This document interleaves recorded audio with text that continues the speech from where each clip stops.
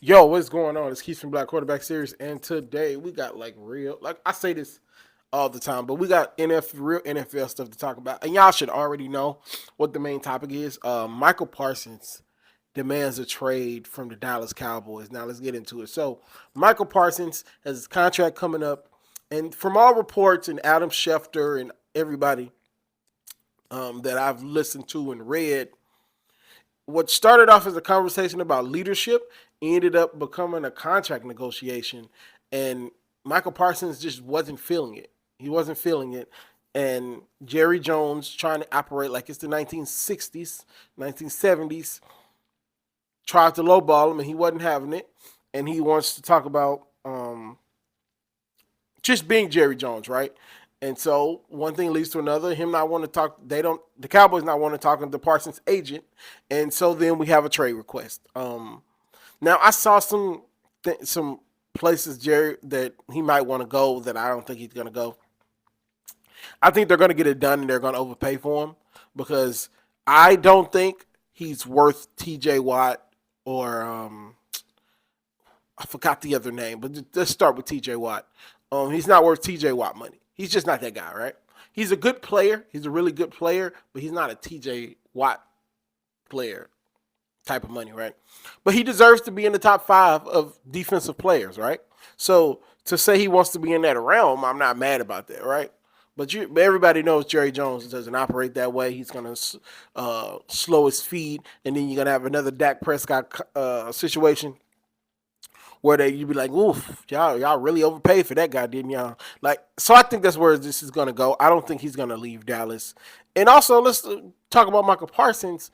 Dude, you can't go on your podcast talking about you would want to play for this team, you want to play for that team, you want to play for this team. When you're on the Dallas Cowboys, that was not a good decision to make.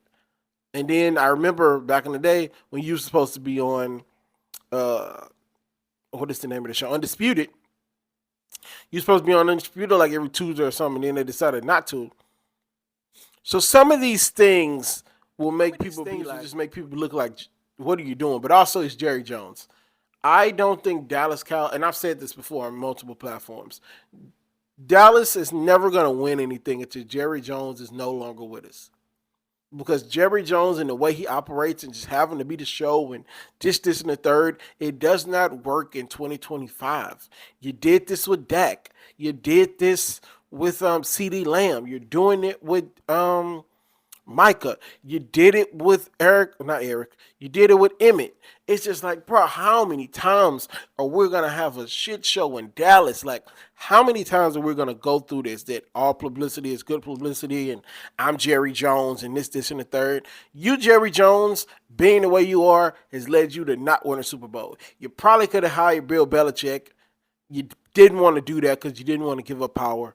You probably could have had Parcells for longer, but you didn't want to give up power. You had one of the best coaches ever who won you multiple Super Bowls, but you couldn't stand the fact that you were not number one. And goes into other stuff, but like it all turns around into the same thing, that get out the way, Jerry. Get out the way. And I know I'm not the only platform saying this.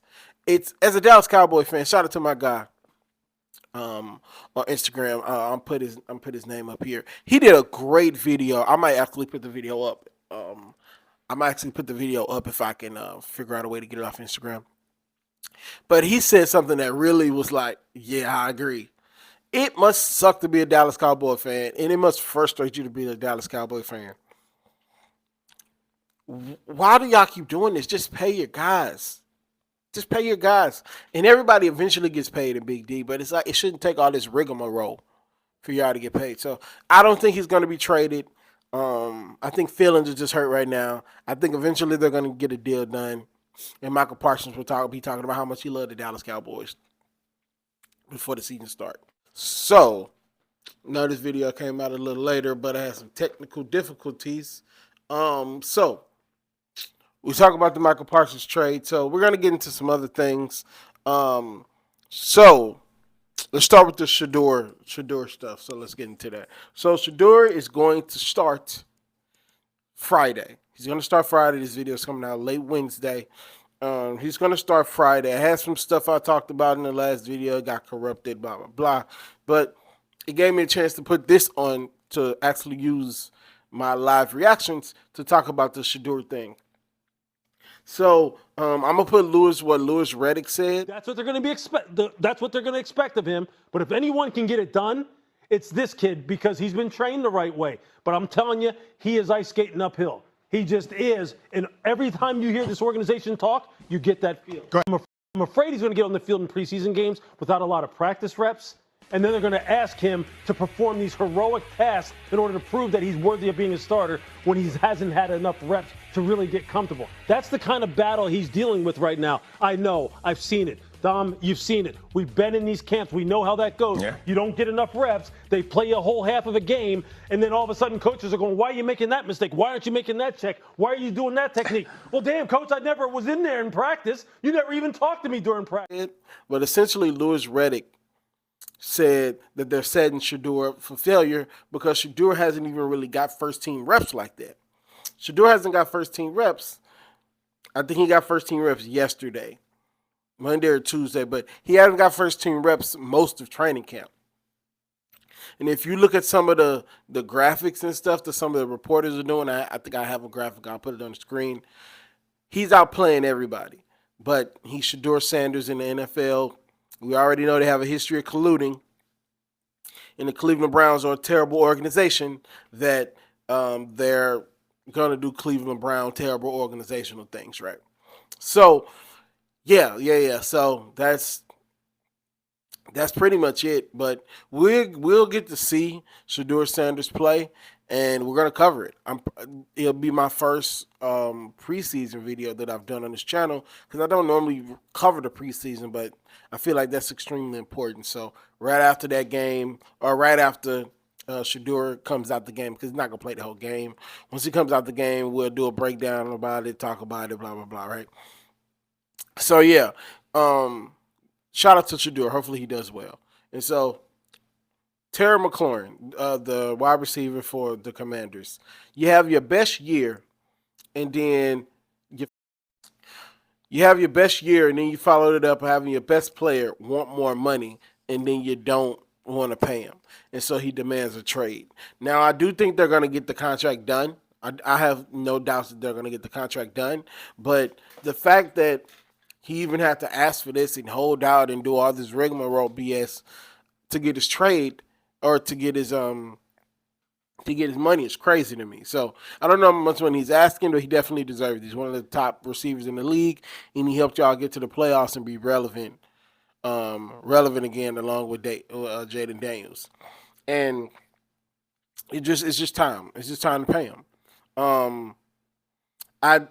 Doing my research on this, it didn't look like how would I work this? Doing my research on it, it didn't look like the trade was like he really, really wanted to leave, but he's using that as a bargaining tool to be like, okay, you're not gonna pay my money, let me get out of here. And I fully expect him to be traded. So, or not traded. I fully expect them to give him his money. But if they don't trade him, Baltimore get into it maybe. So, but yeah, we'll see what happens with that. Trey Lance Hall of Fame game. It was decent. It was a decent game. I know that was like a week ago, but I haven't done a pod since then. Real quick, I don't have Trey Lance stats up, but he had a pretty good game. It's really about reps and confidence with him because he really hasn't had any reps like that, and he really hasn't had his confidence, I'm sure, has been shattered, right? And so it's about building that confidence up and giving him reps in the preseason as many as possible because, as we all know, he's not going to start because Justin Herbert is there. So, but I do see he could be a possible trade option for the Saints.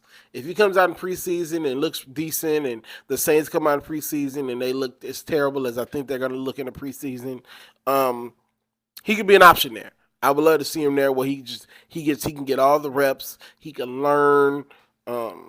He could be, I'm not saying he's this guy, but you got to think back to when Drew Brees got there. It was a knee or a neck. They didn't think Drew Brees was going to play again, and they just took a flyer on Drew Brees. And Drew Brees ended up becoming the third, fourth best quarterback of his generation. You can have that conversation with him and Philip Rivers about who's better, blah blah blah. But I see Trey Lance being a Saint by the end of the season. That's something I kind of want to see happen, and we'll definitely cover it if it happens. So, also a few things that happened since uh, my video got corrupted. ESPN owns 10% of the NFL. I think it's the NFL Network. I'll put it on the screen.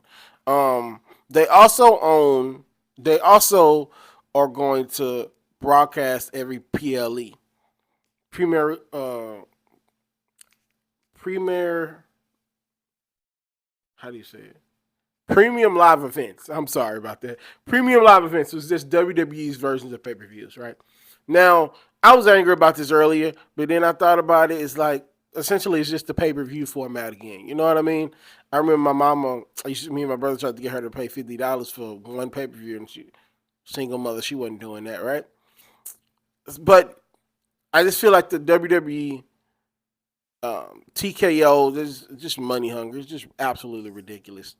Um, ESPN is probably going to ruin Red Zone. They also got a Red Zone in this deal, and I just think they're going to ruin it. They're going to put Stephen A. Smith on it. Probably it's probably going to be commercials.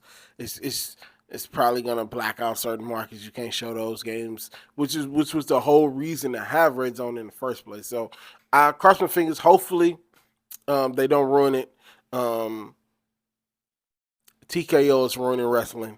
It's ridiculous, especially with this whole conservative and Trump approach WWE is going now. They're kind of going the way of UFC, and you hate to see it, but yeah. So that's pretty much all I got for you guys. Let me know what you think. What do you think Shedeur's numbers are going to be?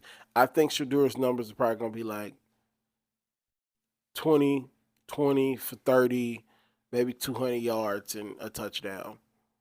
Maybe like 15 yards rushing or something like that. And they'll probably be up 7 when he goes to sit down. So that's what I think. So let me know what you guys think, and I'll talk to you guys Friday. Peace.